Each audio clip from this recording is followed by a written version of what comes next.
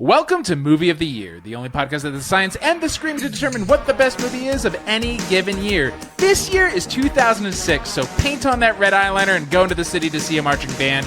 I'm your host, Mike Gravano, and before I introduce this week's panelists, know this. This show is also a game in which points are awarded for well-made arguments, cogent thoughts about the film, jokes, and anything else I feel like awarding. The winner will be my best friend for a week and have gloating rights. And longtime listeners, you got it right. Blueberry muffin baskets are back, baby. Did I slow down for those of you who listen to this at 1.5? I really tried. With me are Greg. Hey, it's Greg, and I am speaking slowly, so our listeners who want us to be speaking quickly won't accidentally have us speaking too quickly so that they need to slow us back down. It's confusing. I say just let us play it as it lays, listeners. And there's Ryan. Hey, Mike. Thanks for having me tonight. So just so I'm clear about version of you. the new rules, you can give us points whenever you want, and I can award 0 points to no one. Yes, like watch this. Oh. Greg has 2 points. 2 points for Greg. I like For it. your- I like it. Dumb fuckery. No, yeah, I love the fact that I politely asked a pleasant question and get yelled at I know it's very so. unnerving when you do that, though. Yeah. I trust you so much less when you're trying to be calm and polite because it feels like Yes. there's a knife behind my back that I don't see. That's like you've hired an assassin. Just a reminder to the listeners, anytime you think you're hiring an assassin, you are talking to an FBI agent. I promise Yeah. you, the guy you met at the bar is not an assassin. He is an FBI agent, and you are about to go to federal prison. Well, what you do is you first ask them, are you assassin? You have to tell me the truth. And If the you are, code of assassin is they will tell you the truth. It's the code of assassin. Also, what FBI agent isn't an assassin? Ain't that the truth? I'm not sure what you mean by that, but it did cause me to laugh. You know what? Boom. God damn it. God damn it. When you make your competitor laugh, you get a point. Isn't I that knew fair? as I was saying that, I was like, this is going to cost me some points. want a wedge so far between you guys. There's no way your friendship outlasts this season. That's your right as the host. You're allowed to destroy us mentally. This is our first movie of the year of this season. And we're Of kicking it off. 2006. Yes, the season of 2006. We're kicking off with a bang. A Cock and Bull Story, which I think is the actual title of the movie, but everybody just calls it Tristram Shandy. As we always do, Greg, what's your history with A Cock and Bull Story? I can still remember seeing the preview for this movie, the trailer, if you will, and being like, I want to see that movie. And then in 2006, a year in which I did not see a ton of movies, was very eager to watch it and loved it and remember it so fondly. And when we saw on the horizon that we were doing 2006, was very excited to watch it and just was very, very pleased to spend my week watching Tristram Shandy. Yeah, the modern revisiting of it, you're still a fan. If you were to pitch somebody in 3 sentences or less why they should watch this movie, what is it? I would say Coogan and Brydon at their best. A interesting look at the heart of a novel, if not a literal retelling of it, and absolutely full of amazing performances by people who could probably have much bigger roles in other movies, but do like a great job with the 3 minutes of screen time that they're given. Ryan. Same question in reverse order. Pitch this movie in 3 sentences or less. Lawrence Stern wrote a book. You probably already read it. Now see the movie. Yeah, I have to say, for the record, I'm very uncomfortable that you have read this book and I have not. This has only happened twice. That Greg has not read a book that I have read. It's Tristram Shandy and The Berenstain Bears Go on a Picnic. And Yeah, which I still have not gotten to. Thank you for rubbing it in. Well, after the trauma of too many birthdays, I know you kind of swore off that whole series. It was like 40 pages It was of vomiting so many- because of cake. they ate too much cake. They're bears. They can't stop themselves. They eat out of trash cans, but they can't just have a couple pieces of cake. They didn't have Ozempic yet. Oh, yeah. That food noise. It takes it right out, Ryan. Takes it right That out. is going to decimate the bear population because they're going to Ozempic and then try to hibernate. No, you guys need to be fat. That's what helps you survive. Just going to be a bunch of bear skeletons with long gray beards. But what is your history with Tristram Shandy? Sorry I interrupted. This is supposed to be your time. I remember trying to go back to the time, and this is before I became a college student. So like it wasn't the book or the English or the writing of it all. I think I had just started knowing that like the Steve Coogan guy is a big deal. Yeah. Across the pond, as they say. And so I think that was my entry in. And were you thinking leading man Steve Coogan, or were you thinking like supporting role Stephen Coogan? I mean, I think he's a leading man in our hearts. Yes. I do think that that's an important part. It does not matter if you've ever read this book or have ever heard of this book. It matters if you think Steve Coogan is funny or not. Yep. If you gel with that guy, then you like his movie and all of his movies. I think this is roughly at the same time as like Hamlet 2, where like there was a push to make him a leading man. My introduction to the Cougs. And I think that we were so like Kaufman'd out, not like tired of it, but like freaking out about it, that anything that was like this, that was like, and if you're a kid and you watch something like this, it makes you feel so smart. You're like, this movie, this is me. I also know this movie's a movie. Just like the characters do. So yeah, it was one of those like that you could brag about to nobody. No one would give a shit if you liked this movie, but you still tried anyway. This is before podcasting too. Oh my! Well, this is like the year podcasting formed, where you had to like download it from your computer. Yeah, you had to know iPod. what an RSS feed is in fucking 2006. No, thank you. And it's just computer geeks. No, thank you. And then it would go on to destroy Western civilization. So thanks. Oh, the other history, because it's been a while since our intro to 2006. This movie was so far off the bracket that there's no way it had a chance. Yeah. I picked it as my movie. Yes. I think that we may have done a disservice to our audience by taking this movie that made $100,000 in the box office and nobody remembers and making it in the Sweet 16. But ultimately, we do the work of the people, but it's our show, so fuck you. Yeah. 15 for them, 1 for us, I think is... I mean, listeners, you watch the movie and you decide whether or not you think it's worthy of a podcast. Because how about you decide? How about you get your own podcast? How about you get off your high horse? What I love, though, is that this is probably, and we'll probably get into this, but this is probably the least likely movie to make the Sweet 16 since a movie directed by Michael Winterbottom starring Steve Coogan. 24-hour party people? Yeah. Hell yeah. Hell yeah. And I got to say, Winterbottom, one of the all-time great last names. Mm-hmm. Yeah. Like, that sounds like something Charles Dickens just made up. I love it. We're like the lamest family in Lannister. Right. Or whatever the cities are called. But he makes so much better movies than his arch nemesis Summer Taint. Yeah. The Summer Taint. Don't get me started on that hack. Should we just jive right in? Let's jive in. Let's jive in, dude. Jive Let's do and it. dive right in. The Life and Opinions of Tristram Shandy, Gentleman, was released in 9 volumes across 5 installments between 1759 to 1767. Which proves to me, if Lawrence Stern can take his sweet-ass time, it's totally fine that I also am so slowly writing a book. As Steve Coogan says in the 2006 movie A Cock and Bull Story, this is a postmodern novel before there was any modernism to be post about.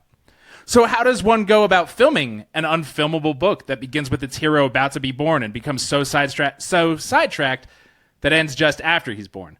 Well, by creating a postmodern movie about the filmmakers trying to film the unfilmable, skirting the unfilmable by showing what it's like when arrogant blowhards who never read the book try to tackle its importance.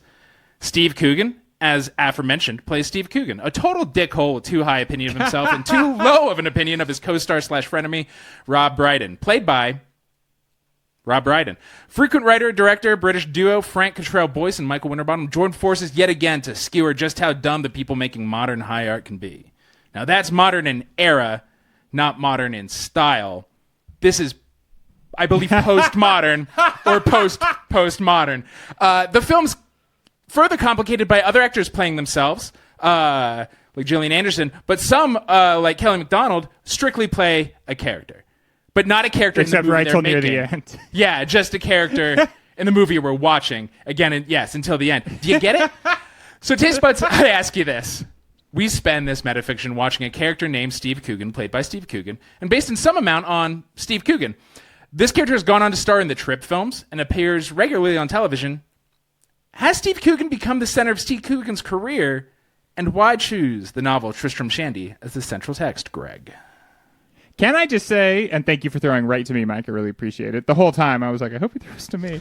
Can I just say, every novel is unfilmable. There's like no novel I have ever read and then seen the movie and been like, yep, they got it. It's impossible. You're taking something that takes you like 20 hours to read and you're giving it to some poor saps and you're like, you have 90 minutes, make this thing sing. So in my opinion, every novel is absolutely unfilmable. And the better the book, the more unfilmable. Yes. This is a novel I enjoyed. I would argue not Joe Abercrombie's The Devils, which the whole time you're reading, you're like, bro, you should have just written the screenplay. What if the Guardians of the Galaxy were in fucking medieval times?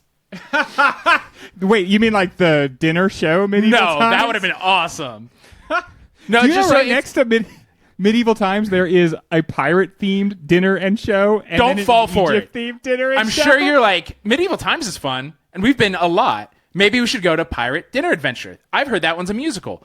Don't go. You'll be so angry, and you're like, the 5 worst musicians I've ever met in real life write better songs than these fucking people who are paid to do this for a living. God damn, Mike, you're like the 10 billionth person in history to be pissed because the cool-looking pirate stole your money. That's the way that it works. Eat my booty. Arr.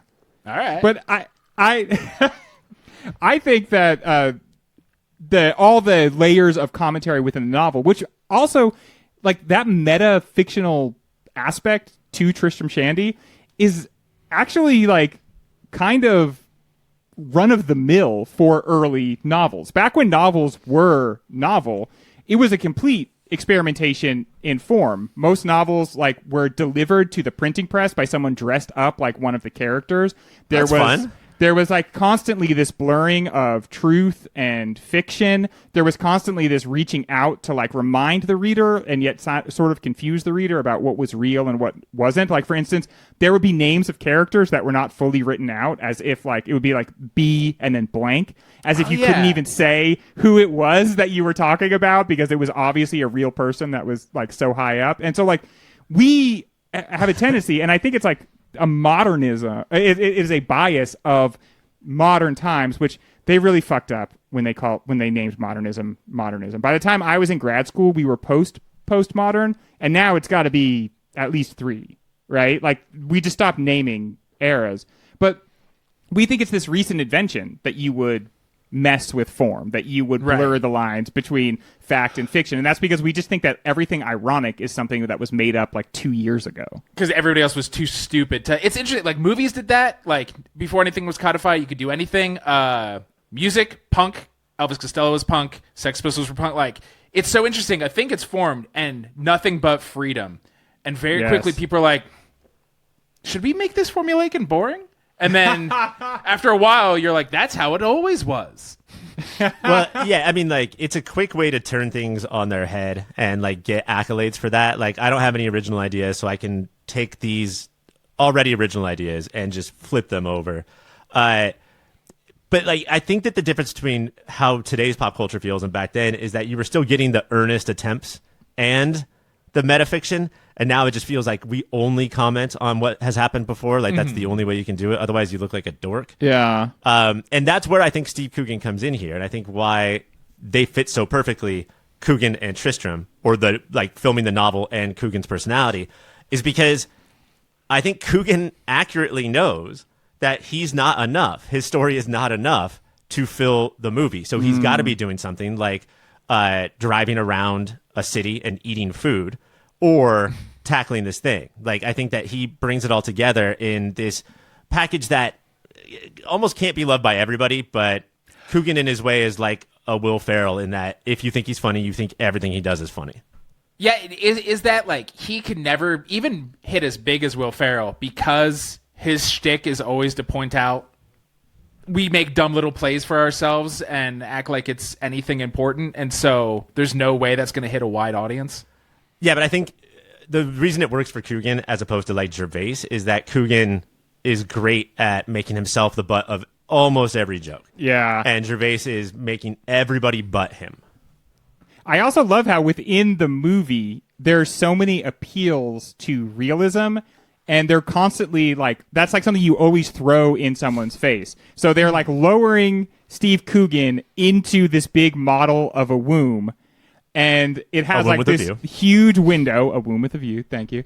It has this huge window on the front of it. So obviously very artificial. Everything about that is totally fake. And then when he says, like, wait, I'm going to be naked, they're like, well, yeah, babies are naked. And he's like, yeah, but I'm a grown-ass man playing a baby in a big plastic womb with a window on it. But they always, like, everyone making the movie at some time or another defaults to, like, well, you wouldn't really do that in the 18th century. Well, you wouldn't really do that in a battle. And the other thing, too, what is the easiest thing for them in that moment? And then I care about pockets, so they need to be accurate. But the shoes don't need to be accurate, man, because I have to rebuild them then. With the exception of Jenny, the PA. Actually, with the exception of, like, all the women, every man is making a decision based on what his ego needs in that moment. Yes. And so that's how art is created. And I think that Coogan understands how real that is and how ridiculous that is at the same time. And that's why that womb is sort of as big and ridiculous as we get.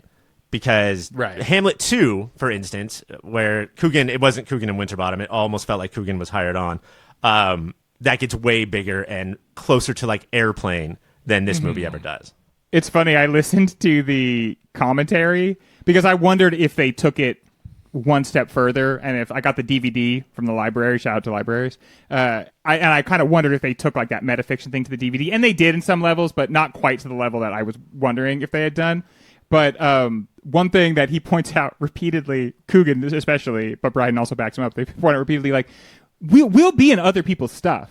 Like, we don't always have to, like, be the creative force behind things. Like, if you're a director, you could just hire us. Maybe there's this idea that, like, we don't like to work except for, like, this one guy or, like, in our own projects together. But, like, I promise you, like, we are available. We are working actors. Their whole thing backfired in that, like, now everybody thinks they're too hoity-toity to be in garbage, but they weren't being asked to be in garbage, so they had to go and do something like this.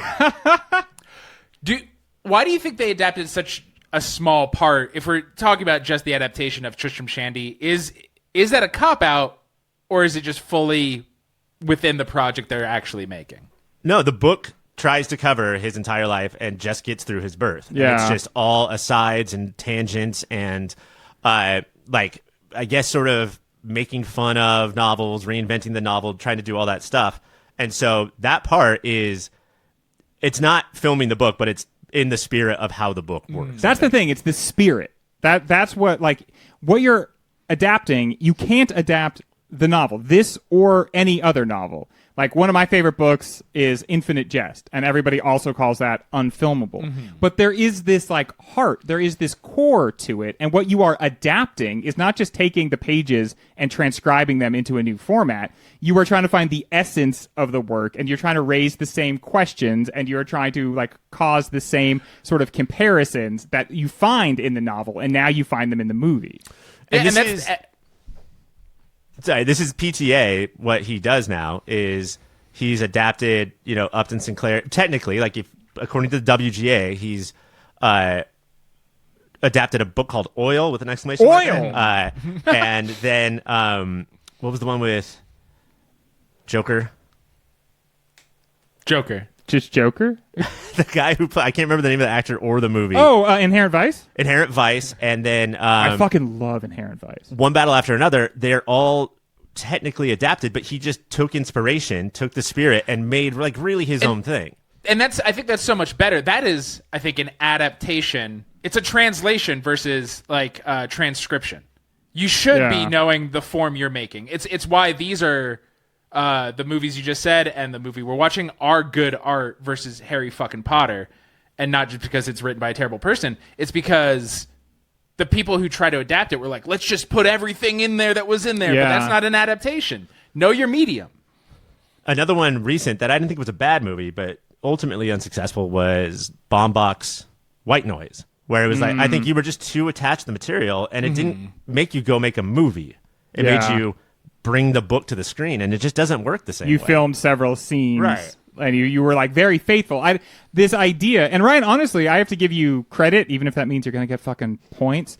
But I do have to give you credit. You're one of the first people I can remember saying, like, of adaptations of famous books, like, it is not your job to film the book. It is your job to make a good movie that, like, resonates or has it has the same feeling that these books have. And if you want to adapt a book and do it like page perfect, then do a miniseries or like do 2 seasons of a show. And honestly, it'll suck. It'll be long and stupid because we have way more patience with books than we'll ever have. It's gonna feel like Marvel Netflix, dude. You're gonna include so much shit that you don't need.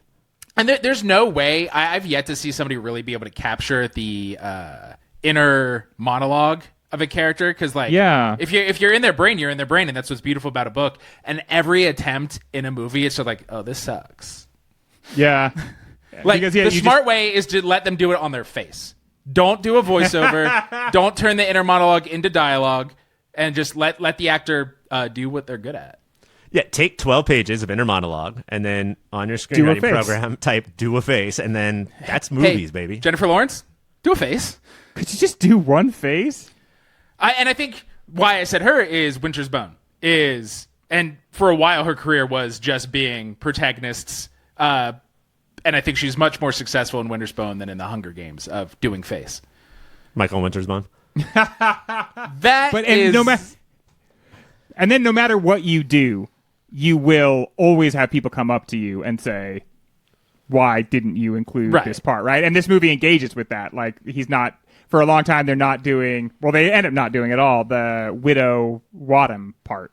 And it's like, people just keep saying to you, well, why don't you do this part? Why don't you do this part? Why don't you do this part? You're not there to do parts of the book. I think it's important to point out, too, that I haven't done the research, but like previous Movie of the Year winner, which came out 6 years before this adaptation, where it was about Kaufman trying to adapt this thing and he couldn't adapt it, so he put himself into the script. I think that this was the plan from the start. Oh, yeah. There was never an attempt to make Tristram Shandy, and they figured it out. It was like, this would be funny. And I don't even know what the average person or average British person or average British, like, smart person's attachment is to this book. Like, if it wasn't for this movie, I would never have heard of it. You weren't a big cock and bull guy in your youth? Not in this way. I think I would have distantly heard of it, but never considered reading it. Whereas this movie makes you be like, maybe I should read it. It's not Don Quixote, which gets does a lot of the same stuff. Yeah. That is all the time we have for this segment right now. We're going to take the quickest breaks, and when we come back, not talk about Tristram Shandy at all, which is kind of in the spirit of Tristram Shandy.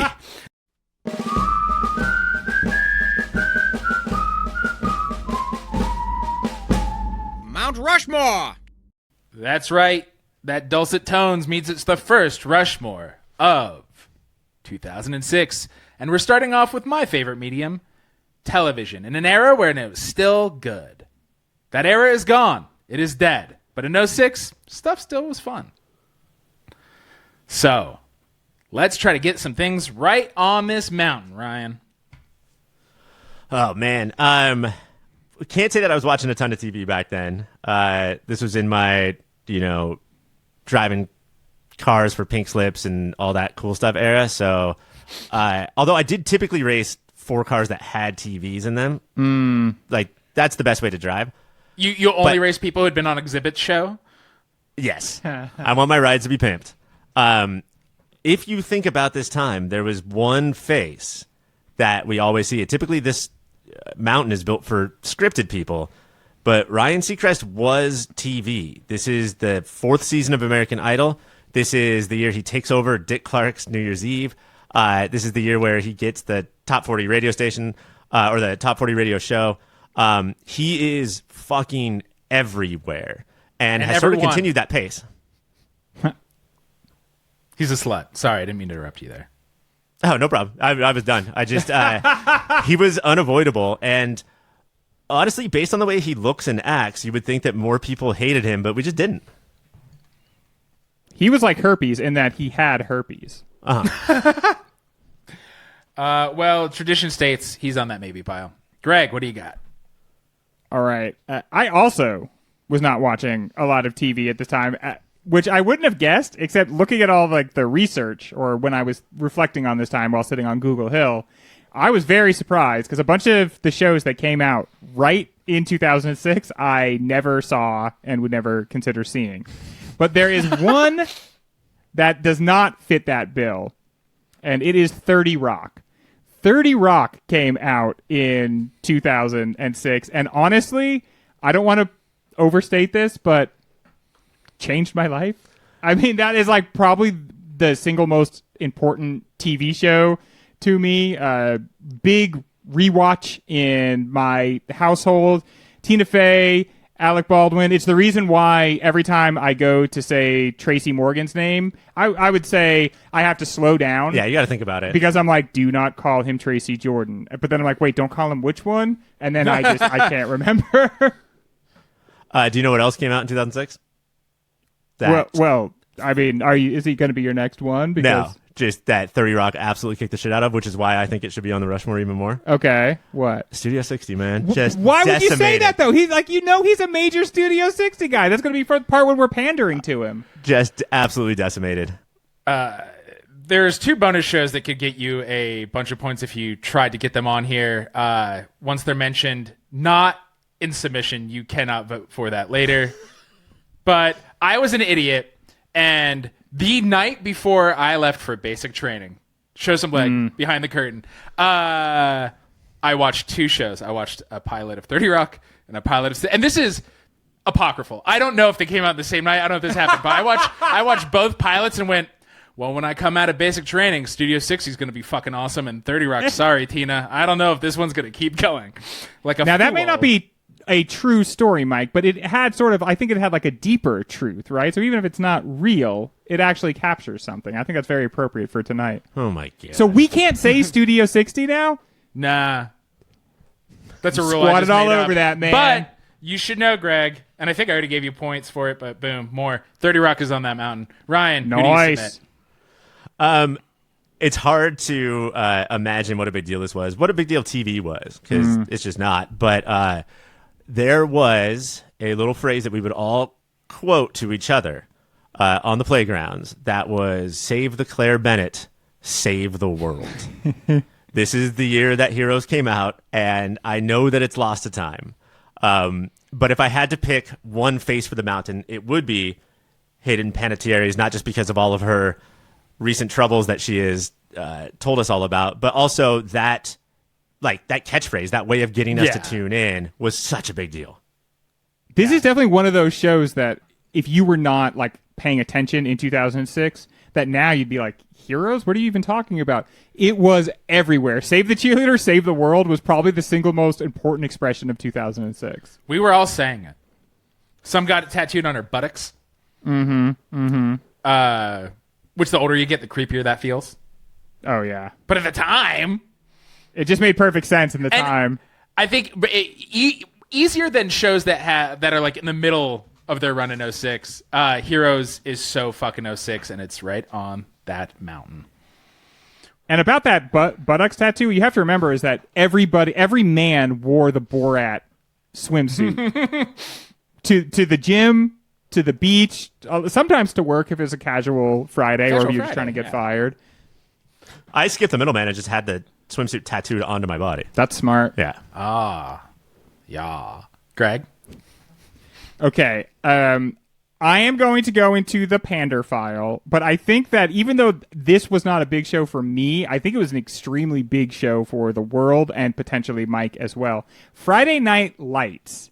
It was a big show in 2006, and I don't know, maybe ruined the country because everyone was like, you know what, that makes sense. All we should care about is high school football, and the makers are like, that's not the point. Yeah, they're hang on. Or maybe to say, maybe Texas isn't so bad. Also not the point. I mean, only one of the 12 main cast members killed a hobo? Like, that's pretty good. And he was the Those best are good 06 one. numbers. It wasn't a hobo. He was a sex pest. Oh. And no hobo's a sex pest. It's the hobo code. That is I like how dangerous or close to pandering, but Points neither taken away nor given for that. They're on the maybe pile. Ryan, what do you got? We all are watching and loving The Pit. But if there's somebody who feels like they're always down in the pit, it was Dr. House, who there was like 400 episodes. Each one was iconic and memed, and I see this still all the time on social media. It's hard to find someone who hasn't seen, like maybe because of the pandemic, just completely binged House and loved every second of it. This was like sort of the rise of Fox, because of American Idol, and it was because of House that they sort of owned this year.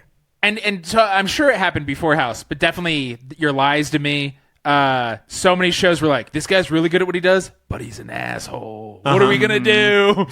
I mean, doesn't that also then give way to Breaking Bad and Mad Men? Like, can we blame House for that? I like to blame House for everything. House on the maybe pile. Let's speed things up a little, Greg.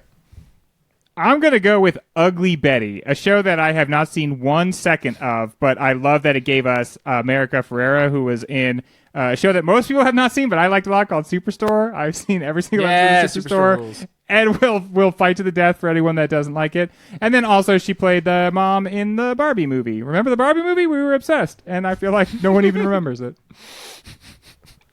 Ryan? Ugly Betty's baby.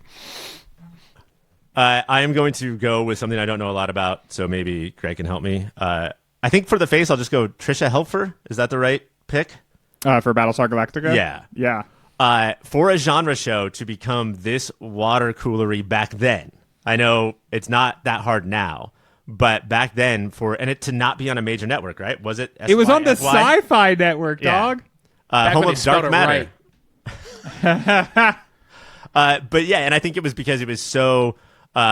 everybody wanted to know, like, who's the Cylon robot? Cylon? Yeah. I don't know a lot about the show, but I do know. What I can remember is how, like, out of it I felt by not knowing about it. The first couple of seasons were very engrossing because they were about, like, this flotilla of spaceships that were never intended to be the last ships that the people of Earth had, just trying to make it through space. And, like, the plot line would be, like, the oxygen thing on this ship isn't working, or there's food riots on this ship. Near the end, it became a Lost style, like, who is and Puzzle who box. isn't a Cylon, and what's going on. I really missed the early seasons, which I think 06 is like the first or second season. I really missed the early seasons focus on like kind of gritty space realism, but you don't get that in TV very long. That's also how you make an adaptation, folks. It's based on some shitty 70s show. Yes. Pick worse things. Star Wars knockoff. Yeah, and they said, we'll take the title and a couple of things, and then we're going to do what we want. American Idol is on the mountain. Greg. It's, again, very big for its time, very locked into its time, but in 06, people were just getting their first high-definition televisions, and a high-definition program came out called Planet Earth, and this was must-see stoned TV. If you knew somebody with a high-definition television, they were expensive at the time, getting to watch Planet Earth was like one of the reasons why you might buy your high-definition television. And then if the TV was going to be high, you know you were going to be. And he just turned 100, right? Yeah. Yeah. David And I think he's going to be on another animal show as the voice. As the voice, obviously, not as one of the animals, right? We're all Let's animals. watch as this old man, me, goes about his bedroom. You know what? We're done. The other bonus would have been Jericho, an even more forgotten show than Heroes. Is that with the Skeets? It's with the Skeets. What if nuclear war happened and only Jericho, Kansas survived because who gives a fuck? Nothing got near it because why would you bomb Jericho, Kansas? And I think this predates Walking Dead. This like was a really good apocalyptic show, and there's no zombies, so it's just like these people suck at each other, and some of them really want civilization, and some, as they always do, want to be cannibals. Watch it. Get also, a flu. the last Get a season flu. of Charmed. And the last season of Charmed. Yeah, we have to remember it has everything magic. It has sisters. It has Alyssa Milano. Pour one out for the Hallowell sisters, Greg. Yeah. Your Mount Rushmore of 2006 is 30 Rock, Heroes, American Idol, and Battlestar Galactica. Oof. That was the era. When we come back, more Cock and Bull.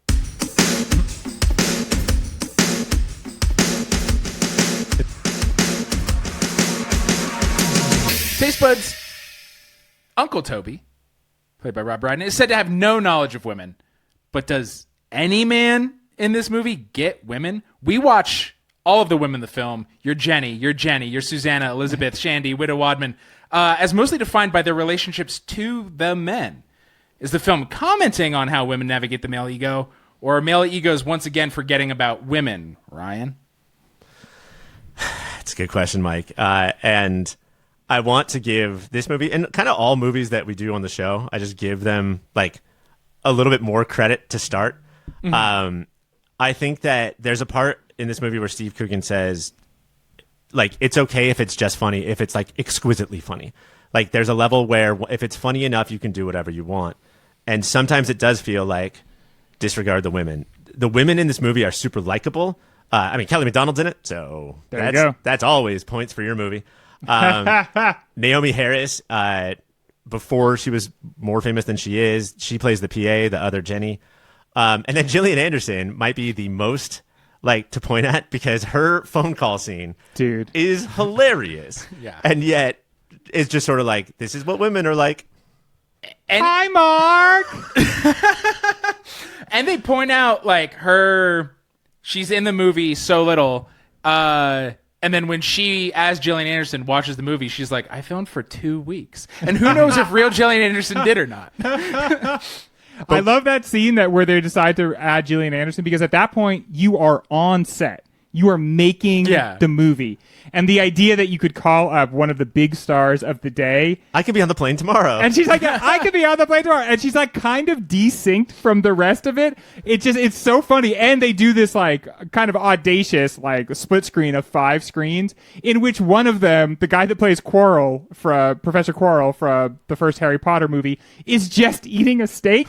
He's not even part of the conversation. Yeah. He just the entire time is eating a steak. And there's no speakerphone, so like he can't hear or say anything. No. we get a little sneak peek of his steak.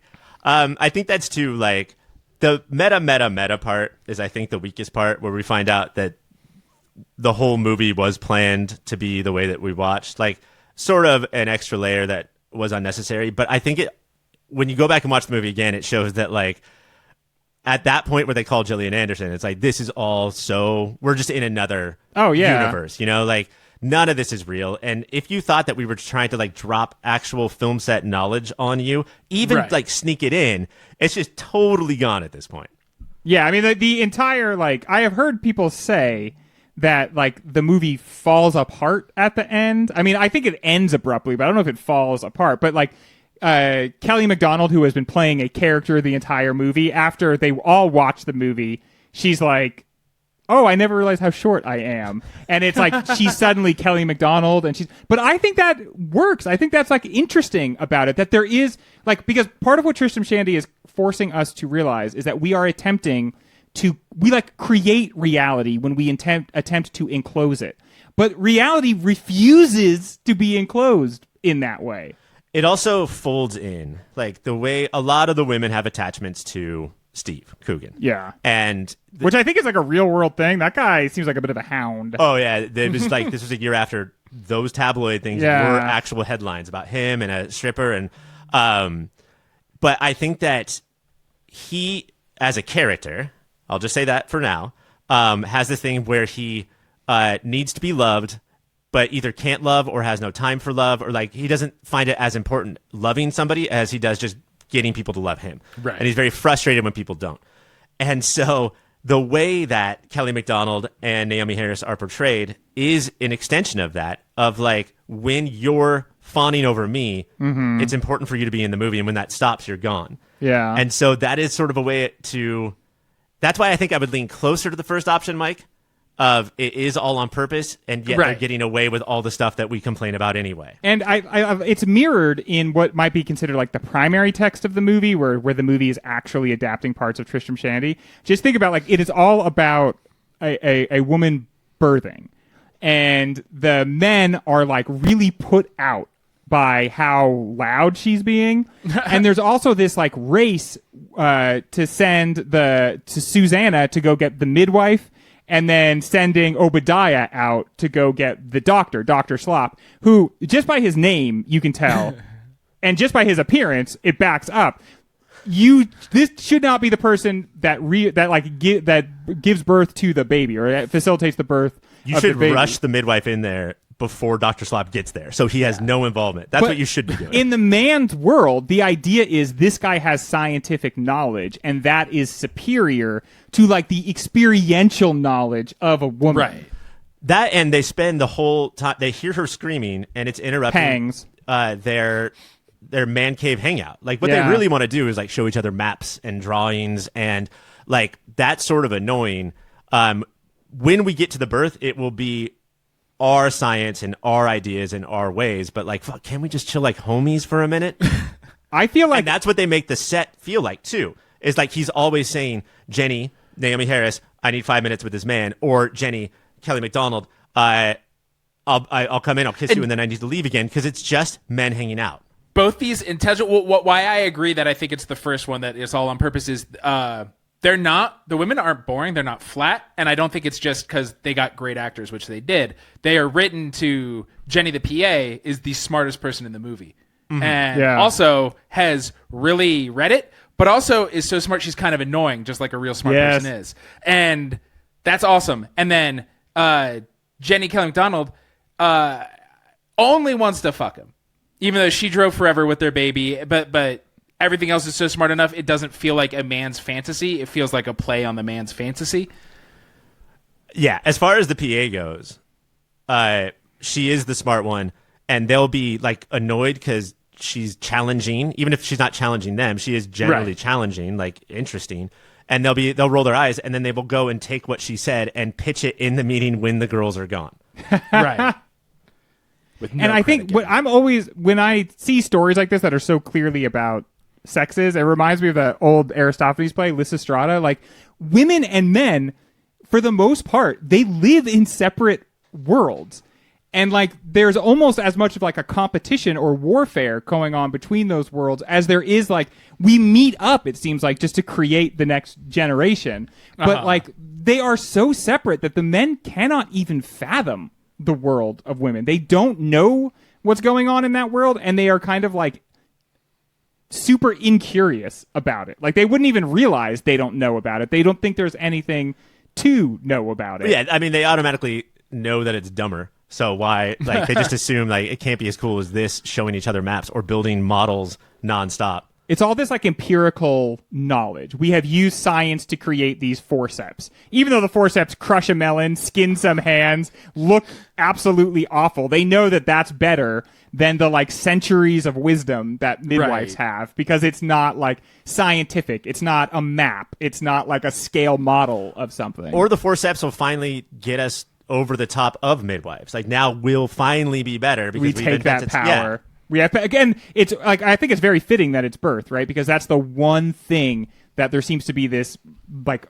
male knowledge that we don't do, and we are almost tried to like suppress the idea that that is magical or wonderful, and instead we try to like dominate it in some way. I actually or know just more like, about it.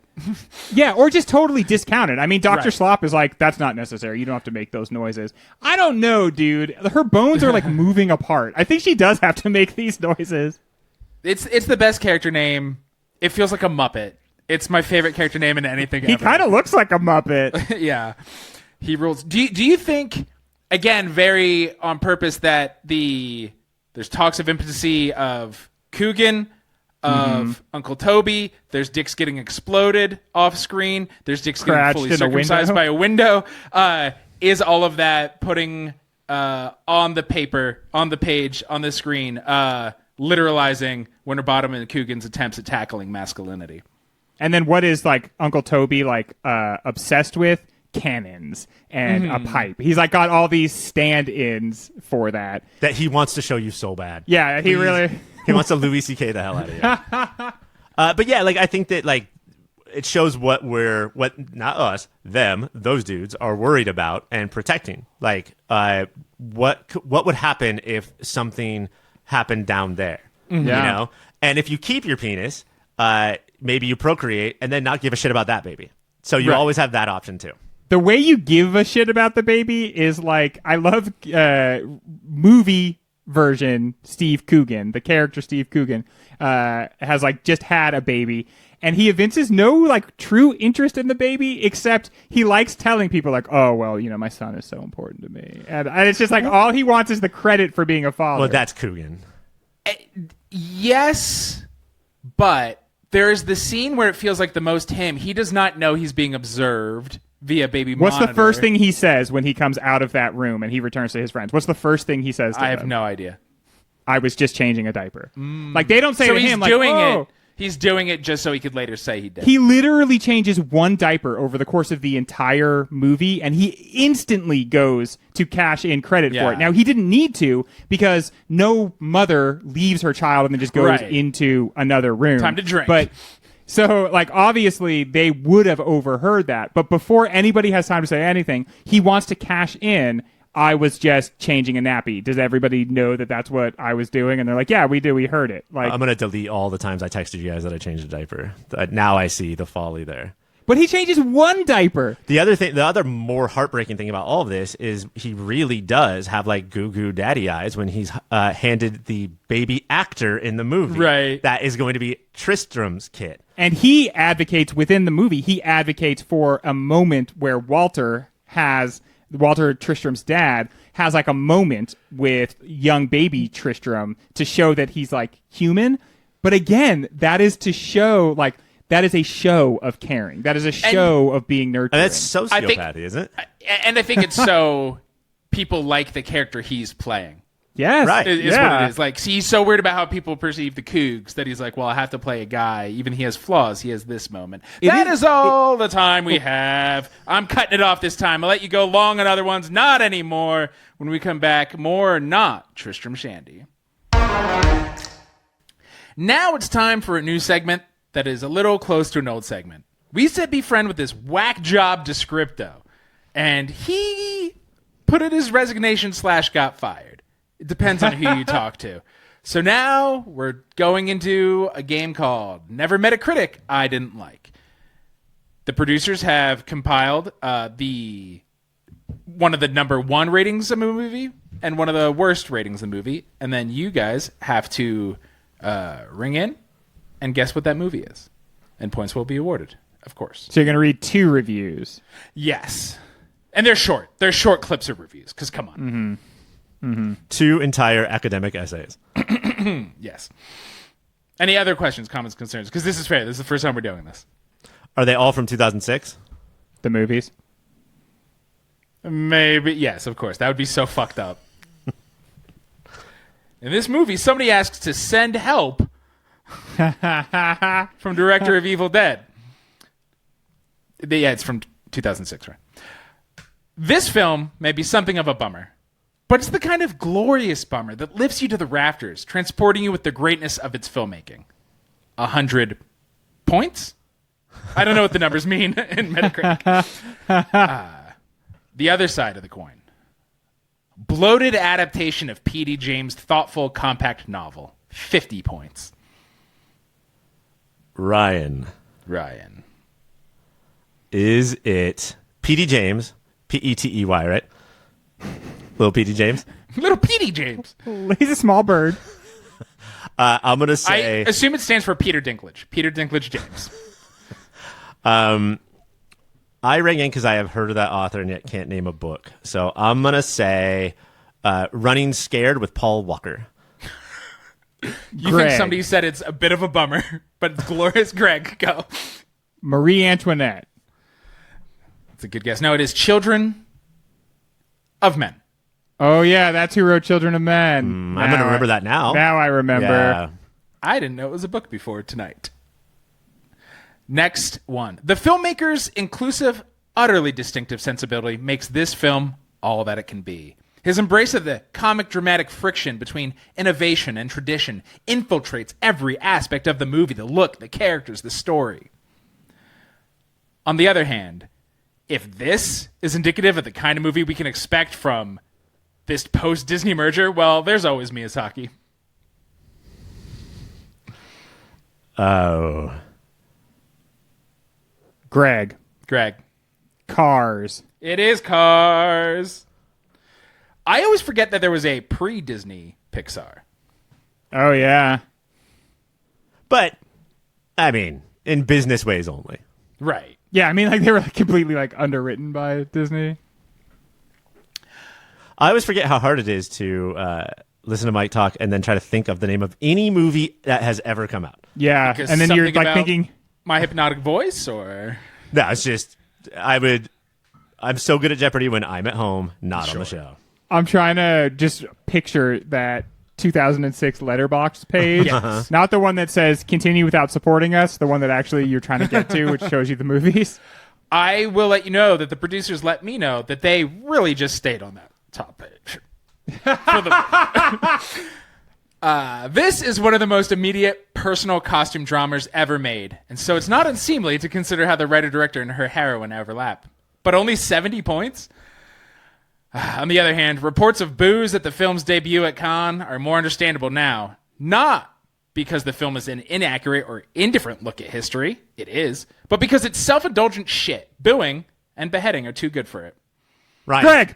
Ryan. Marie Antoinette. It is Marie Antoinette. You know who's in that? Kirsten Dunst. Steve Coogan. He talks about being like he's going to be in that. That's his next movie that he's going to be in. This movie is the type of welcome diversion that only this filmmaker still seems to specialize. A romantic comedy where Barbara Stanwyck and Rosalind Russell would have been just as natural as the two actual stars, and where the one-liners fly like confetti. 88 points. On the other hand, even with a wild card like this actor desperately retooling his lines, there's nothing authentic or personal about this movie. It's as chilling as heartwarmers get. 25 points. Greg. The Holiday? It is The Holiday. Was Jack Black the one who like retooled It his was. Desperately so. Because Kate Winslet would be like, I love you. And he'd be like, Rigadoo-doo. Skadoosh. Skadoosh. Despite its often overwhelmingly not, and this is, I will reiterate, this first one I'm reading is the positive. Despite its often overwhelmingly nonsensicality, there's ultimately something irresistibly fiendish about this movie, which not only condemns holier than thou religious zealots, but also, if I understand its gruesome finale, seems to be firmly on the side of the devil. 63 points. And by our patron saint, Roger Ebert. Although I did not understand the story, I would have appreciated a great deal less explanation. All through such a bitch. All through the movie, characters are pausing in order to offer arcane backstories and historical perspectives and metaphysical insights and occult orientations. They talk, and somehow their words do not light up any synapses in my brain. And it's based on a game, 38 points. Greg. Silent Hill? It is Silent Hill. I was thinking board game. Is this a clue? It's all about heart. Now that the spectacle falters, this is one of the finest popular entertainment since the Rings trilogy closed. Our character doesn't fly, he soars 100 points. On the other hand, horrible. No, it didn't have humor or romance or anything. Wait, maybe it did. But it doesn't matter. It was boring. I haven't watched it for quite some time, so I tried to rewatch it twice. Failed both times. I just saw the first and last 15 minutes. Boring. Greg. Superman Returns? It is Superman Returns. Magic, you said that we fired Descripto. That last one was clearly written by Descripto the Magnificent. he might slip his way in sometimes. Do you have the name of that critic? No. Yeah. He's bad at his job. Though the picture is not without its wow-inducing SFX-driven moments, that potent X factor is considerably diminished in the original director's absence. On the other side, the new director makes a hash of the story and characters his predecessor brought to such complex, sympathetic life, delivering a pumped-up exercise in mayhem, carnage, and blunt force trauma. Ryan. X-Men The Last Stand? It is. Little did they know how much trauma there would be. This movie is an efficient, witty, junkyard dog of an action movie for its first hour. Unfortunately, the script runs out of gas before the hero does. While it's cooking, though, it's violently preposterous fun. And now the negative review. Every movie's got to have a gimmick, and this one is that it has an excellent shot at ending 2006 as the worst film of the year. Ryan. Is it the Underworld? No. Greg. Good guess. Greg. Miami Vice? No. Crank. Oh, yeah, Crank. Everything you said fits a lot more with Crank than Miami Vice. The movie has a sweetness and innocence that makes it near perfect entertainment for its target audience, 75. No, I did 3 on this one for some reason. Refreshingly, the movie never wavers in the importance of its place on friendship over just about anything else. 2 positive ones. It would seem that, I'm going to just say names so you guys won't know. It would seem that Alan and Screwdriver's John Quaintance and Jessica Bendinger couldn't decide between making a movie about summer that tweens become teens or scenes from a mall for the MTV set. Ryan. Aquamarine? Yeah, baby. Wow. It succeeds. Like the bard said, better witty foolishness than foolish wit. Second, everything projects as for the benefit of a nearsighted and dim-witted ticket holder at the back of the room. To his credit, Mr. Fickman has mastered one device unique to the cinema, making repeated use of the corny training montage. Greg. Rocky Balboa? No. That's montage, yeah. Who's Mr. Fickman? Ryan. Miami Vice. She's the Man. Oh, wow. That's a movie that, has never ever been on my radar, but if you do conjure the picture of that 2006 Letterboxd page, it is crazily high and to the left. Some people are upset that we're not doing it. Hey, to those and people it's a Shakespeare adaptation, rewatch right? it. Yeah. That's that's there was a why. reference to the Bard. 12th Night. I wouldn't understand the movie because I have not seen 12th Day. Oh, he tricked us. Yeah, he did it. You thought we knew what he was going to say, but he said something slightly different. That the main character so convincingly retains his composure and sang-froid throughout all the horrors that ensue is a testament to the actor's ability as an actor and to the director's astuteness as a director. It gets a little clunky when I have to erase names. This is a version of the character with a great body but no soul. Greg. Garfield, A Tale of Two Kitties? So close. Okay, so it's not close. It's the opposite. Okay, so it's very far away from Garfield, A Tale of Two Kitties. Ryan. Marmaduke. Casino Royale. The Marmaduke. Oh, God. Films. This movie makes its intentions clear. It wants to wrap you in a thick, warm blanket of 1980s nostalgia. On the other hand, a grisly, often cynical piece of work whose joyless, aggressive spirit is made even less appealing by its soulless visual style. Greg. Miami Vice? No. Eventually it will be. One of these is bound to be. Ryan. Dead Man's Chest? Monster House. Oh, Monster House. I disagree. I loved Monster House. It was fun as heck. Yeah, we're very high up on Monster House. And your final submission. It isn't in the same league as the director's best work, chiefly because it lacks the bravura flourishes. How do you say bravura? Bravura flourishes of cinematic craft that helped make his name. But it's so vital and bloody and funny and wicked and tense and unapologetic that it feels kin to those films, which little of the director's work of the past decade has managed to pull off. On the other hand, sorry. This guy in his prime might have made better use of this hamming, but this picture feels like an exercise by a clone who has tackled the master's themes without his energy and economy of style. Ryan. Apocalypto? Do you think people would call him a master? I won Best Oscar. They can't stop talking about Mel Gibson in Tristram Shandy. Yeah. I know we're not supposed to talk about that It's like during a this superstar segment. And I can't figure out if they're talking about Braveheart or Patriot. Or The Patriot, I guess it's called. But I have a guess. Greg? You said all our names. I love that. Yeah. Yeah, it's pretty sure. I can't remember who's hosting. I'm going to go with Miami Vice. You know what? You're wrong, but you get a point for killing that joke. way. It's The Departed. Ah. So a lot of those were there to be gotten. I feel dumb. And that's Never Met a Critic I Didn't Like. When we come back, more Tristram Shandy. Taste buds, it is time for the final question, except for all the quickly read questions I will say just in a few minutes. What is it about the Coogan-Brydon relationship that allows people to think that multiple movies can focus on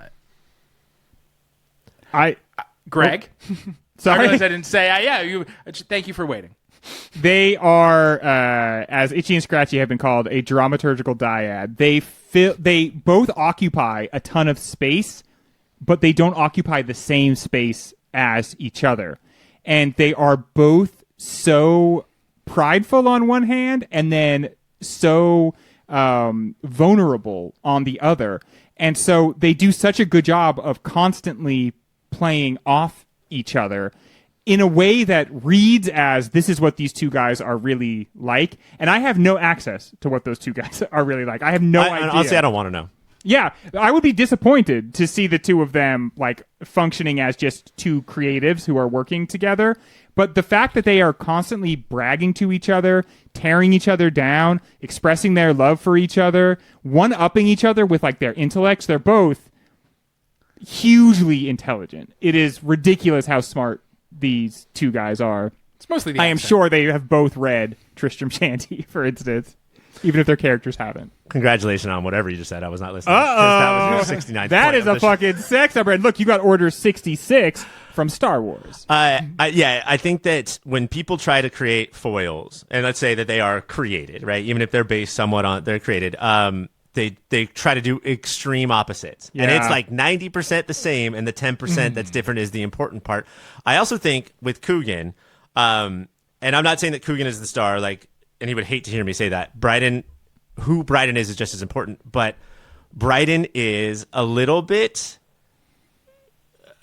more foolish, more of the fool in like literal and figurative ways. And I think that Brydon is happy. Yes, and he makes yes. other people happy. Yes. And Coogan tries so hard to manipulate, in a manipulative way, do the things that Brydon does to be happy and make other people happy, not understanding that it's what he's doing that makes him unhappy and other people unhappy. And so he sees Brydon as like, he just fucking puts on his wheelies and coasts through life. Yeah. Like, it pisses him off, but what you get, even though you get to be above it the whole time, you never get to be happy. Coogan is on the cusp of stardom. He's like, I don't think you would quite call him... He was in Around the World in 80 Days. Yeah, I don't think you'd quite call him a star. Almost everybody would recognize him. I'm not sure a ton of people would know his name. This is outside of England, because honestly, I think Alan Partridge being on TV for so long, and The Trip was also a show that was on BBC for 10 seasons. So I think he's a pretty big... 4 episodes. I had no idea. But when you go to England, it is surprising to realize how many of their own stars they have that have no penetration anywhere else, and that's not a Tristram Shandy penis joke. Yeah, that's not the. But there is a darkness that comes with Coogan's near stardom. Rob Brydon is literally somebody that Steve Coogan kind of just stumbled across and was like, "Hey, man, you and I are basically partners. Like, we're not going to get married and we're never going to kiss, even if it seems like we should. But I need you. You're like my creative partner. You're maybe my person as well." But Rob Brydon's just like, this is all found money. Like, I'm just playing with the house's money here. But Coogan, like, he wants more. He really does want to be a leading man, and it creates a darkness in him. And I think you're totally right, Ryan. Brydon doesn't have that darkness. He also would like to be a little more famous, obviously. Yeah, it's the crazy thing, and the mixture of, like, ambition and laziness. Of like, as we talked about, Coogan has not read this book. He's upset that there's no index to this book.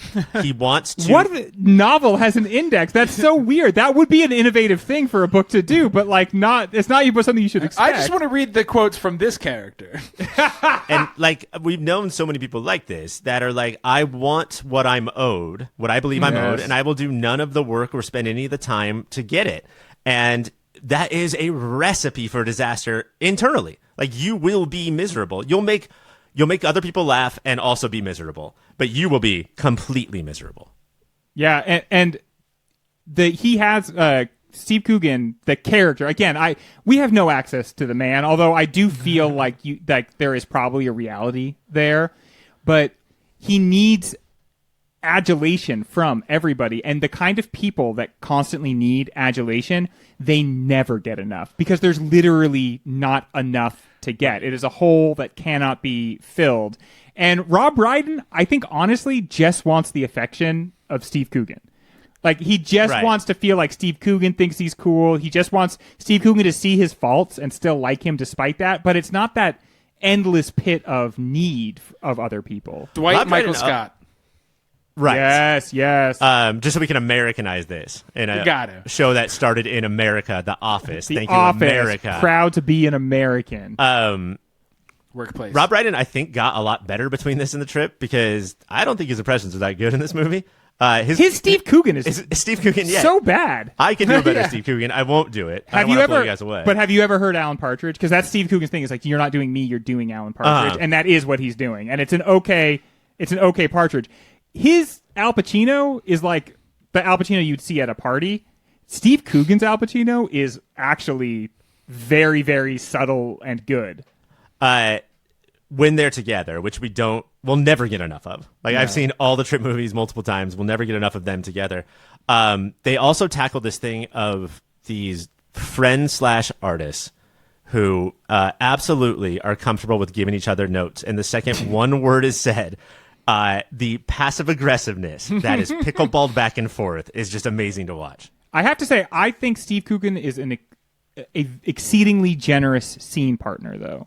Because he knows one thing for sure, which is he knows Rob Brydon's funnier than he is. And I think it does bother him that Brydon gets the better moments. There's like improv at the beginning of this movie, improv at the end of it, and Brydon really cleans his clock both times. But part of it is that Coogan's very generous and that he allows himself to just constantly be frustrated and to be somebody who is like sees that he's getting the worst end of it and doesn't like it. And I think that honestly, knowing his personality, that takes a lot to do, or thinking I know his personality, it takes a lot to do. I think there's another thing going on too where Coogan watches Brydon and it's like Stephen Wright watching Robin Williams.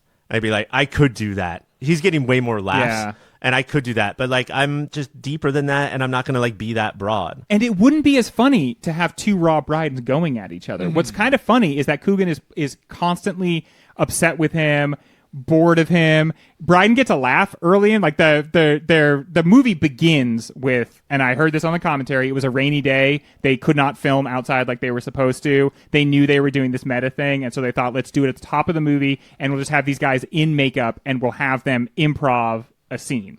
And Brydon is the makeup ladies are kind of not listening at first, but then Brydon starts getting them to laugh. And Steve Coogan's reaction is like, you're getting laughs, but I still don't think that you're making good points here. And I mean, like, we see that in the opening scene, the makeup scene. Like, Brydon will get all the people who are just around, whoever's around, to laugh. And Coogan has that attitude of, like, I'll get them when I want it, or those aren't the kind of laughs that I want. That's the thing, is like, I would never get those laughs. But also, people aren't laughing because you're a fucking dark dork. Like, there's just, people don't want to laugh at you. Sometimes people will laugh at guys like Rob Brydon and not even understand what he said. Yeah. It's just like, I just love being around him. But does Steve Coogan, that means speed round for new listeners, does Steve Coogan have to be an awesome, and it's perfectly pivoting, does he have to be an awesome guy in real life because he's such a shithead on screen? The Jane Krakowski theory. Jane Krakowski. That the worse he is on screen, the better he is. And, you know, I have to say, I don't think so. He is obviously, or he was for a while, obviously a womanizer. And I think that he portrays an emptiness in his soul that is a real thing that exists in him. But I kind of think, though, that the character of Steve Coogan, I bet it has been amazing therapy to take the stuff I hate about myself the most, turn it into something that I can make fun of all the time, and use that to, like, maybe it's cathartic, or maybe it just, like, keeps me from, like, I think a little bit before I do certain things. Based on nothing. What are we to make of the Coog's assistant Jenny and her obsession with German film and the fact that she seems to find all other movies lacking? I think it's that She's a podcast. You can be so intelligent about your takes on things that it is alienating. That, like, you honestly, like, you kind of have to keep it in your pants sometimes, unless you are with people that want to analyze things to that degree, that she's like just constantly whipping out her intellect and just like waving it in everybody's face. And honestly, most people they don't respond positively to that. But the reason why she pulls it off, I think, is because it's never like to any individual. It's never like, oh, you like cars? Oh, I mean, I remember when I was 6. I remember when I'd only seen 4 movies. Like, oh, that's cool. She gets excited about the things she does like instead of just shitting on. I mean, I don't know if she loves this particular movie and how it's being made. But I think also at a party, if you brought up that your favorite movie is The Monster Squad and you always wear a hat that says The Monster Squad on it, I think she'll figure it out. She's I'm also not wearing it right now. I checked. Almost everything she's saying is very clearly about what she's going through with being mutually attracted to Steve Coogan and realizing like that's a bad look and it's not good for her and it's obviously not good for him. And so all her comments are about these films, but they're also about what's going on between her and the Coog. Lawrence Stern also wrote A Sentimental Journey Through France and Italy. Are the Trip films just also based on Lawrence Stern's work? That's awesome. I love it. You know what? Yes. Thank you. Was the post-Kaufman era, which gave us this movie, Stranger Than Fiction, JCVD, Burn After Reading, My Kid Couldn't Paint That, and Synecdoche, New York, a fun time that we're glad is over? It made going to the movies an act of mental gymnastics. Like you're not just sitting there with your popcorn yucking it up. You're like, okay, hang on. What version of reality are we in now? Oh, there's a new one right at the end. There's a whole new version of reality. Okay, hold it all in. Do you know what it did though? Is it made me sort of, we talked about this at the beginning of the show about like the lost earnestness or the lost like just trying to do something normal. And I think because I went through that era and I was such a fucking, nerd and like elite snob about that kind of stuff that now watching The Pit, let's say, because I went through that era, is so much more satisfying. Like now I also like, oh, you're just the thing. And I appreciate that. Like just do the thing really well. Yeah. You don't have to comment on the thing you're doing. That's our job as podcasters. Yes. We are critics. We are almost better than the artists. Does the refrain, I am not yet born, carry a deeper meaning? Yeah, I love that. I mean, he says it basically right up until he leaves Jenny, the assistant, to go back to Jenny, the girlfriend. And that, like, it's almost, in a way, it's almost like a Zen koan or something. Like, it is like this thing that upon repeating takes on an additional significance. Like, we are all not yet born. Like, we are all in the process of being born perpetually. And it's, like, not complete. And it won't be complete until we're dead and people stop talking about us even. And to give a worse answer than that, I also think that like it shows off Coogan's need to never self-reflect. Like I will always be doing meta or talking about like everybody else and what they're doing, so I never have to self-reflect, because if I have to look in the mirror, I'll be the first one to admit that I'm a piece of shit. And that device of the story that never gets to where it's supposed to go is like a very funny move in literature. Like now I'm going to tell you this story, and it's just like there's so many tangents that it's constantly a departure, and you never like arrive at the station you think you're supposed to get to. And I guarantee the point of so much, not the entire point, but a tiny little point of a lot of it is because you know that your average reader, like your airport, like book buyer, is going to be so frustrated, and that sort of makes me happy. Obviously, Toby's a bore when it comes to Namor, but it is model of it kind of rad-ass. Hell yeah, dude. I want to spend time just looking at those buildings and those cool walls. There's a part of me that if you take something and then you miniaturize it, I am just fascinated with it. A little city, I will spend an hour looking at that. And what a way cooler way to show us battles than the battle scene that they actually try to film. Oh which my was gosh. doomed from the start. Finally, recast the podcast using these characters from the movie: Steve Coogan, Rob Brydon, and Gillian Anderson.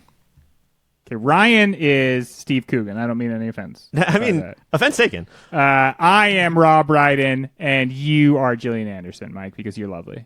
I totally disagree. Not totally. I think that Mike is Rob Brydon because he's dumber than me, but makes people way happier than I do. And Greg's Gillian Anderson because he's always so positive and it's like, of course I'll get on that plane. Dude, at one point, Rob Brydon says, I have posters of Gillian Anderson. Brother, you are a middle-aged man. Why do you have posters of Gillian Anderson? What's going on here? Frame them. Speed round is done. When we come back, it's time for awards. Let's give this thing some awards because the Oscars didn't. Yep. This also, we should point out, is our second Winterbottom. Yeah, 24-hour party people. And I mean, like Coogan. A spiritual sequel, but like 24-hour party people had to happen to make this movie. 24-hour party people plays around with this meta-ness in a way that Tristram Shandy just sends home. And I can see you preferring 24-hour party people to this movie because of the way it does it more subtly or different. Also, the guy that Coogan plays in 24-hour party people is the like reporter. I would never fucking talk to you again if you played me like that in 24 and then he's just like game for this movie. Yeah, and he's really good in it because he's the reporter that sounds like he's from the BBC that interviews him, not like the real slimy Tony guy. Wilson, but I think Tony Wilson, there you go. I think he's so like I was on screen, so it doesn't matter. Yeah, hell yeah, dude. I was in a movie. And I think he died a month later. Oh. Pour one out for Tony Wilson. Yeah. Via points for Ryan. Pour out 1 point. 1 point is how they say it, I think, in like Northern England. It's a bad accent joke. Let's start with a new award this season of an iPhone would have solved all of this. Maybe that'll get tighter and a better name as the season continues. But, Greg, what situation would an iPhone have solved all of this? iPhoning it in. Again, phones were so cool in 2006, and like every time you watched a movie, you're like, what kind of phone are the characters going to have? Nowadays, it's going to be an iPhone. Unless they're the villain. I think the character Steve Coogan could really use an iPhone with location services. He gets up and walks away from his wife so many times, and that lets him get up to trouble. One thing I know is that my wife knows where I am literally every second of the day, and I have to say, it keeps you from ever having any thoughts about doing something that you shouldn't, because you will always have to explain why you were there at that moment. So location services will help Coogan. That's because the cool new Apple iLeash that just always keeps you right. It's one of those squiggly ones that you put on kids' backpacks at Disneyland. Ryan, what is your iPhoning it in, which is a pretty damn good name. One of the things that we didn't talk about with Jenny is that Jenny knows that Jenny is there on the set, and Jenny still makes a move during the battlefield scene. iPhones introduced, I think, sexting or just like, I'm going to text you about stuff. Nobody was T9 sexting. Right? Come Nobody on. was sitting there. I'm limp halfway through the first word. And we just kept hitting the numbers for boobs the entire time. Yeah, like that should not have been done in the middle of a bunch of fireworks when Kelly MacDonald is sleeping right over there. And what she says there is, "Fill me with your babies." Like she is seeing that what another woman is getting, and she's like, "I want that." That reaction you just did was Rob Brydon, Steve Coogan. So filthy. You know what, Greg? My iPhone it in is when Steven he's looking up the Widow Wadman's art because he doesn't know it. It's when he's looking for the index. Google that shit, bro. If you had an iPhone, you could have just looked that right up. But I like sexting. And I'm morally adverse because I'm such an American of the security state. Nobody has ever found my iPhone, not even me when I lose it. And that's okay. No location services for anything. And that cost me $1,000 a month. I lose it once a month. Yeah. Fashion, Ryan. I am going to go with the hottest thing that I saw, that I think all the people are going to be wearing in Madrid this year, naked in a womb. Just get upside down, and everyone can see you're naked, but you're still wearing that sweet-ass womb. You could see his little flesh panties on. Otherwise, you would have been able to see his cock and bowl. Greg? Dude, low pockets coat.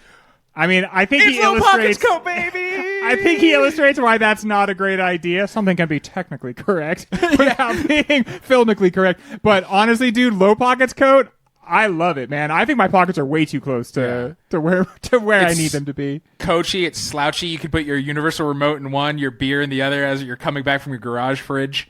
Hell yeah. It has a hell of a collar, which again, this award is basically about collars. So Sometimes you two will start talking about something in such a way, like Low Pockets Coat, where I feel like I'm bearing witness to a Lonely Island song I've never heard before.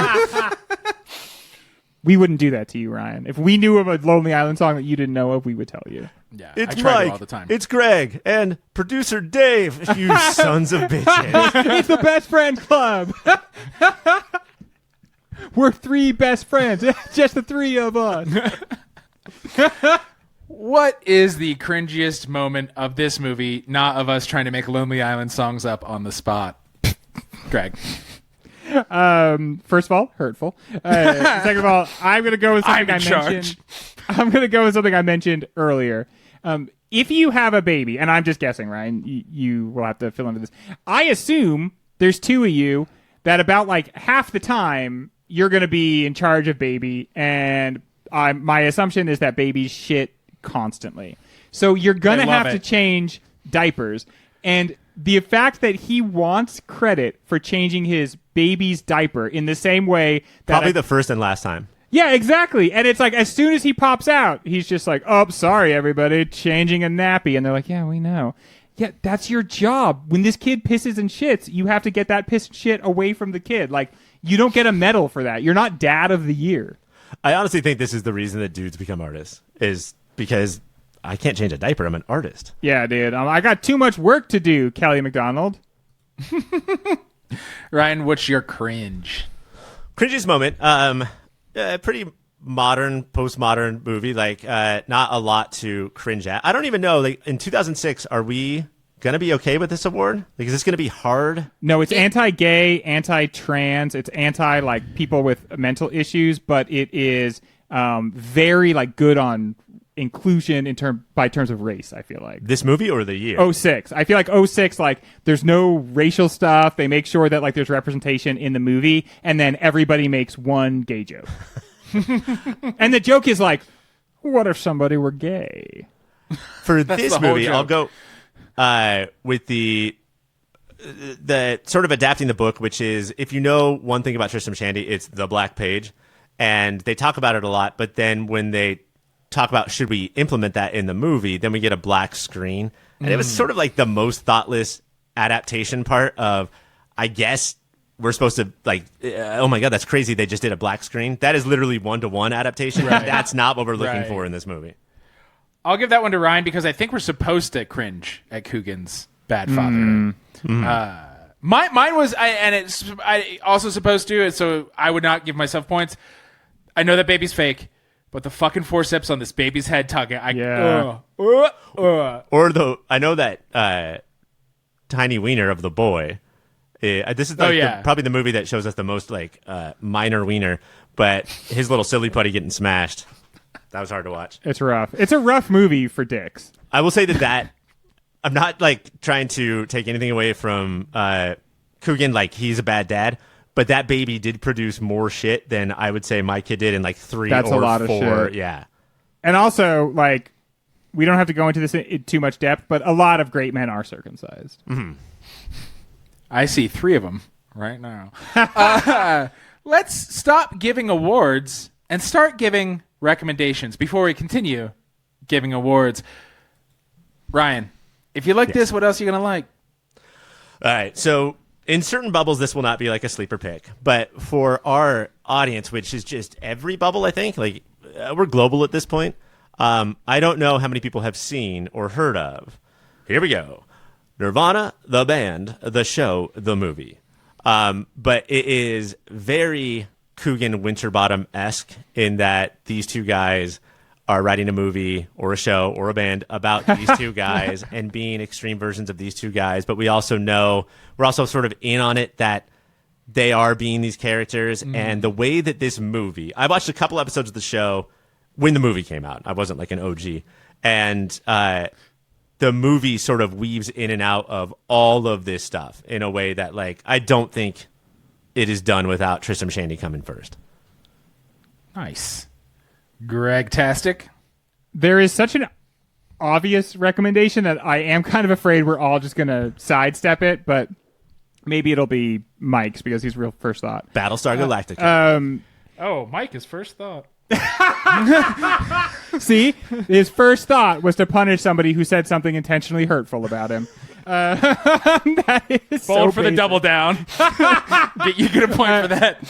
If you love entertainment about male friendships and about like how do we express our esteem for each other and what are we supposed to do with like the depth of this emotion because we're boys and we're not sure how we're supposed to feel genuine love for each other. You ought to check out DTF St. Louis, which is an extremely interesting show on HBO. All right, now let's get to the real guys. Pound for pound performance, Greg. I am giving pound for pound performance to Shirley Henderson, who played Susanna, the kind of small elfin maid, and I was just amazed with her range in this and the pound for pound part of it, both in terms of how small her performance is and what a tiny little human she is. Kind of perfect tone that she has for a movie like this because she's dry for the period piece, but also for the tone of the movie. But the movie, like she sort of works in all elements. Ryan, what's yours? I have to go with our girl Kelly MacDonald. Just not given so much in the script, but as we talked about, I think we solved screenwriting earlier tonight when we said do it with your face, and her disappointment and her lessening admiration for Steve Coogan throughout this movie of like, oh, did I fuck up? And oh, maybe you shouldn't hook up with the rock star. I thought she killed it. That she did. That point, though. We'll go to Ryan. Next up, director's signature moment, Ryan. We talked about the naked in the womb scene. I kind of think that is the least winter bodymiest. Like, a dream scene in a movie like this is so unnecessary. Like, come on, bro. But I will go with the giant womb in the barn scene where that's like the perfect amount of realism / what the fuck is happening. Like, we're going to show all sides of this and how people would really react to a scene like this. Like, that happens on the movie set. You walk into a barn and you got to jump in a womb, but also played with that dryness that we love from Michael Snowfart. Greg? I'm going to go with the 5 distinct boxes, the shot of 5 boxes, one of which is just one guy eating, and the whole Gillian Anderson. It's like it is a real scene. Like, it's taking place in the reality of the movie, and yet it is also dreamlike because it's not like anything has ever worked in the history of Hollywood. And just the 5 boxes across the screen seems like oddly audacious. And it's important to note with that scene that there's not a 6th box of like a mailman in Florida to like really send the joke home. We just get that one extra. Those are both really good. Mine is Rob and Jillian's scene. It went so well. He was so nervous about it. And then he kind of like floats. He's like almost on the Spike Lee dolly and he's moving because it's crazy. So happy into the tiny womb, Steve, which I guess is the dream sequence you were saying you hated, Ryan. But so those points go to Greg. Yeah, that makes sense. And now you've been waiting for it. Who's gonna win? It is a point bonanza tonight. Ryan, you got 134 points. Greg, you got 137 points. Greg, you are the winner and my best friend for the week. Congratulations. Hell yeah. I love this shit. Like, I don't know if I gave out 134 points my entire season. This is way more fun. When there's so many points, they mean nothing. Do you hear that, basketball? Who are you on the phone with right now? Everybody. What awards could this win? On-screen duo, slam dunk. Oh, basketball. Slam dunk. Maybe biggest shithead, Steve Coogan. I like the review that Steve Coogan goes from the world's biggest shithead to like slightly less of a shithead. He's like, you know what? I don't need the high heels anymore. But then like someone's like, I spent all night doing that. I can't believe we didn't talk about how he wants his shoes to be higher than Brydon, because that's basically the closest to like a plot we get in this entire thing. Like, that is the biggest runner.